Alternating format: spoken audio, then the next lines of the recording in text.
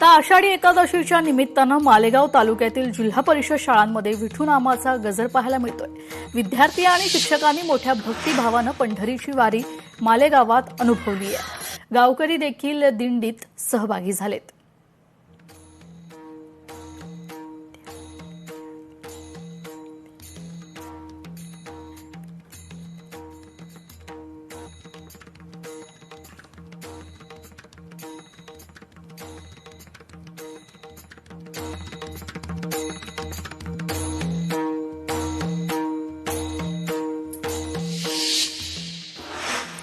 मुंबईच्या महापौर रितू तावडेंकडून आषाढी एकादशीच्या शुभेच्छा देण्यात आल्या।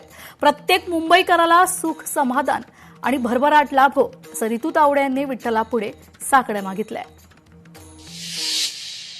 घडून आलाय मुंबईची महापौर म्हणून हा मुंबईच्या प्रति पंढरपूर पड्याला स्थित विठू माऊलीची पूजा करण्यासाठी आम्हाला दोघांनाही या ठिकाणी बोलवलं आणि आज आम्हाला हा बहुमान मिळाला।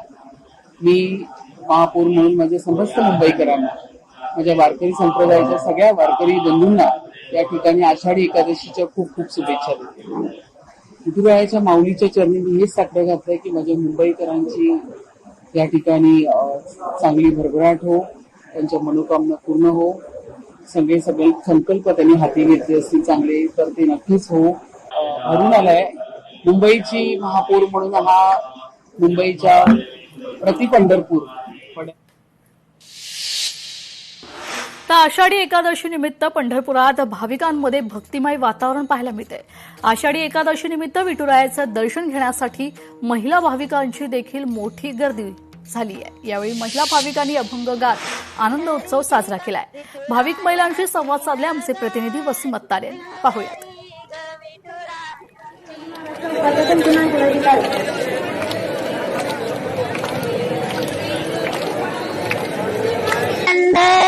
पंढरी विठुरायाची नगर नगरी ग विठुरा। आषाढी एकादशी निमित्त जे आहे ते लाखो वारकरी भाविक जे आहे ते पंढरपुरात दाखल झालेले आहेत आणि विठू नामाचा गजर करत जे आहे ते विठुरायाच्या दर्शनाला जे आहे ते निघालेले आहेत। आपल्यासोबत काही महिला भाविक देखील जे आहेत या महिला भाविक जे आहेत ते भिवंडीवरून आलेले आहेत।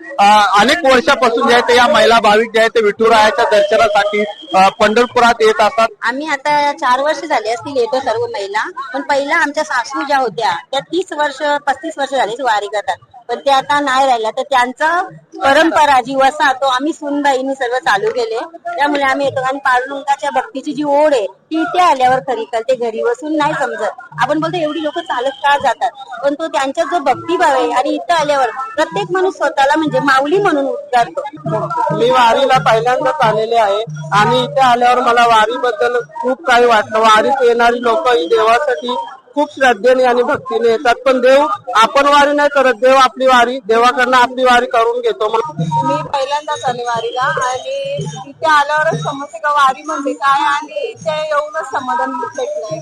पहिलं आमच्या आईचा वगैरे यायच्या आणि मग आंटीचा आईचा आणि मग आता माझी पहिलीच वारी।